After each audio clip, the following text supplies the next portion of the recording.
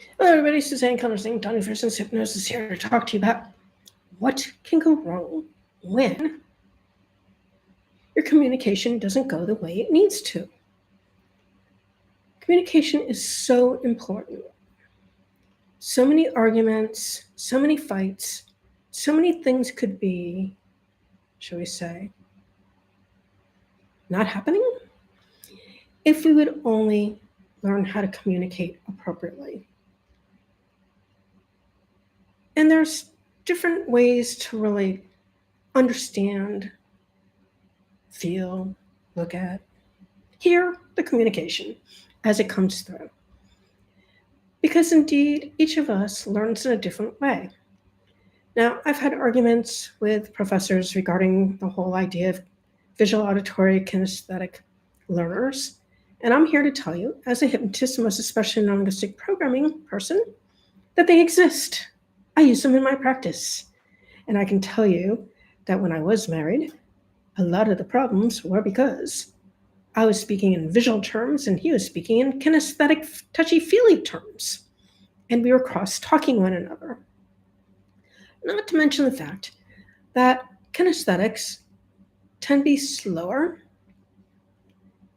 and need more time to process, especially their feelings. They have to get in touch with their feelings and then they can put the words to them. Visuals, auditories, and audio-digital people tend to use the words that don't have sensory tones to them, like understand, believe, think, those kinds of words. They can just say what's on their mind, quite plainly. No deep thought process needs to happen at that point. However, we need to understand that it is important to allow people the time they need to process what they're being told, so they can understand it. And that was something that I needed to learn. And I did learn it, actually, observing some other folks in a gathering where a person was feeling very uncomfortable being talked all over. In other words, talking so much at that the person who was supposedly listening to the communication couldn't get a word in edgewise. And that's kind of what I was doing to my ex, and I didn't really realize it because, I was just doing my thing. But my thing wasn't working out for his thing. And so we have to really take a step back and understand these concepts so that we can better communicate. Now, there's also this whole idea of tonality. Many, many years ago, I had a client who had a drug addiction problem. And talking to her at times, even though she was in her 50s at the time, sounded more like talking to a whining teenager than an adult. It was the tonality that was really quite, I would say, making me crazy. Because if you ever listen to a teenage female, that whiny type of talk, you know exactly what I'm getting at here. It's just seriously annoying. But she had no idea how she was coming across until one day I recorded her and I played it to her and she says, "Oh my God, I didn't have any idea." Because we don't know what we sound like to other people. So it's best we listen to them when they say, "You sound like XYZ, and I don't like the tonality." There's a reason why they're bringing it up. So it's best you shut up and listen if you actually want to have a relationship of any kind with the person. And I would suggest if it's your spouse or a kid or a parent, it would be a really good idea to do that because you don't want to have needless arguments with people. Another problem with communication is the fact that many times people will have one meaning that's unconscious, that's the driver to all of us, and another that is spoken, and the two conflict. In my work, it's really important for me to help my clients understand when they're giving me verbals saying yes and nonverbals saying no. And it's their nonverbals that I go with 100% of the time because, as I just said, those are the drivers. So when you're getting incongruent language, when you're able to see the person, which is why it's important for us as hypnotists to be able to see our clients, right? Because you can't call them out if you can't see it. to bring that to the other person's attention and ask them, which way is it? This is like really confounding to me. I'm really confused. And then, just act like Columbo. Remember the Detective Columbo from the TV series? He was brilliant, but he has always acted like he didn't know anything. So, help me understand. I'm really confused. Is a really good way to go to get someone to speak to you about what is actually going on.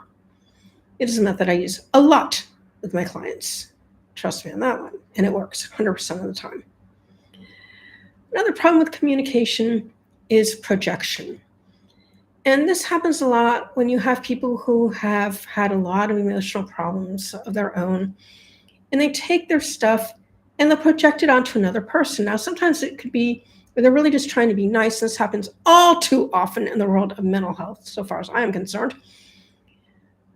One of their patients will go in, they'll whine and cry about some horrible thing that their husband did or their boss or whatever, and then the therapist immediately takes their client's side of things. Well, I've learned that sometimes people who whine and cry about shit actually are the people who are doing that stuff to other people, and they're not taking responsibility for it. And I learned that by talking to both sides of the equation, not just one. Because you can't expect someone to overcome an issue if they're not willing to take responsibility for their part in the problem. Will not happen. So this needs to be corrected big time. And it happens in everyday life too. When you're talking to somebody and they're doing something that they should not be doing. This happens a lot when people are cheating on their spouses. They'll say some kind of commentary to their spouse about cheating on them. And the spouse will be like, what are you talking about? I'm not cheating on you. I love you. And then they find out later that it was the one accusing the other of the cheating who was doing the cheating. That's the way it works all too often. So if you have a spouse who's doing that kind of stuff, best you keep yourself aware as to what may actually really be going on there. And then we have people who like to talk a lot about, they dehumanize themselves in a way, talk down about themselves. And that's because they have lack of self-esteem, and it's not cute. It's dysfunctional. So I call my clients on it when they do this. It's like, I don't need you to feel bad about XYZ. It has nothing to do with anything. You don't have to say, I'm sorry, every time you open your mouth. That's ridiculous. Think before you speak. And they get into that behavior because of things that happened to them when they were much younger, and to help them with it's really a defense mechanism that they learned back in their childhood, because they're always being blamed for doing stuff that maybe they didn't do. And it just carried on to adulthood because, as I said, it's a defense mechanism that their subconscious mind developed to keep them safe. But once you're grown up and you're on your own, you don't need to do that crap anymore. So stop it if you're one of those people out there doing that stuff. Another problem, people-pleasing behavior. Oh my God, people-pleasing behavior. There's no way on God's green earth that one person can know what another person would like them to be. Because no one, except for maybe a teeny weeny portion of the population, is able to mind read anybody. Most people can't mind read anybody at any time. So once you decide that you know better what that person wants from you than they do, you're doing mind reading, and all you're doing is giving a facsimile of yourself instead of yourself, which means that even if you are liked for all that people-pleasing behavior, you're not being liked for who you are. And this is something I raise with my anorexic and bulimic clients more often than anybody else, because they have a tendency to be people pleasers because of the environments in which they grew up. It was a survival mechanism for them. And I explain this to them. Everyone is imperfectly perfect, including themselves. Best you be who you are with all of your idiosyncrasies, because a lot of times people are loved for their idiosyncrasies, even though they drive you nuts. They've done studies and they show that it's really when you lose someone close to you that you miss them for those idiosyncrasies that made you crazy. like, why are you doing that kind of attitude toward this person, My ex used to love walking around. He wouldn't use a plate. He didn't want to clean it, I guess. So he'd use a napkin and he'd have a sandwich. And then, of course, all the breadcrumbs would end up dropping off the napkin because, it's not a stable thing to hold anything. And it's just an example, just idiosyncratic behavior. So we just need to be okay with who we are, realize we're not perfect, and our job is to learn how to be better people. And better people really comes down to having a heart and having a soul. One of the reasons I love living here in Albania is that these people are so heart-centered. They're loving, affectionate, beautiful people for all the right reasons. Or maybe the wrong reasons. I don't know. Well, family is really, really important to them. And they went through a hell of a time when they were stuck in this country. They couldn't leave the country. No one could come into the country. I think it was in 1991 or thereabouts.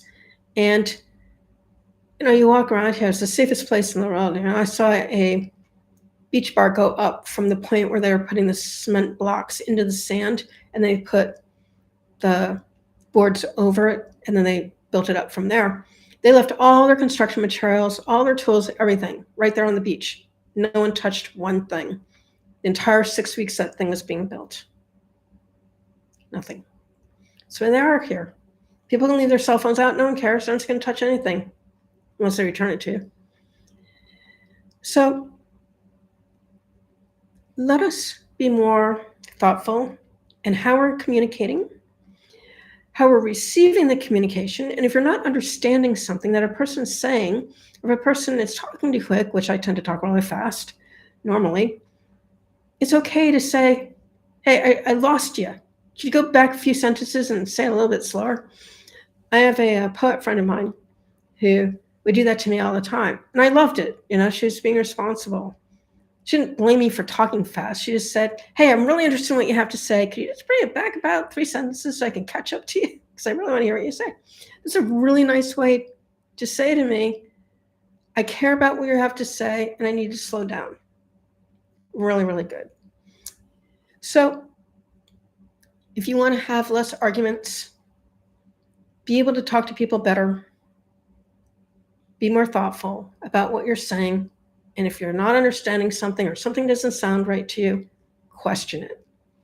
Get a meeting of the minds, because it's the only way you're going to be able to work through things. And remember, people do use what we call neurolinguistic programming predicates when they talk. If you're hearing a person who always says, I hear you clearly, that's really good. That's like a synesthesia because it's an auditory and a visual at the same time.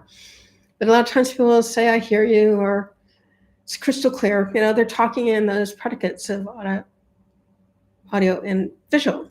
So if you can use those type of terms back with them using their predicates, if they're visual people, use visual sounding words to explain what you're saying, they'll be able to understand you a lot better, and you won't be cross-talking each other as much. For COs and C-suite professional executives, down in the description below is information about a 2-hour workshop I'm doing on the 11th of November, 9:30 to 11:30 a.m. Eastern Time. We're going to learn how to use 7 very important, easy to use NLP language patterns to help your employees, especially those who like to fight with you, argue with you, not listen to you, do a better job for you. As well as maybe getting that board of directors. Some of you do have board of directors who do not really agree with you on some occasions. Get them to hear a little bit better and maybe take you more seriously and not give you such a headache. For those of you who have board of directors who tend to do that to you, all of that is in the description below.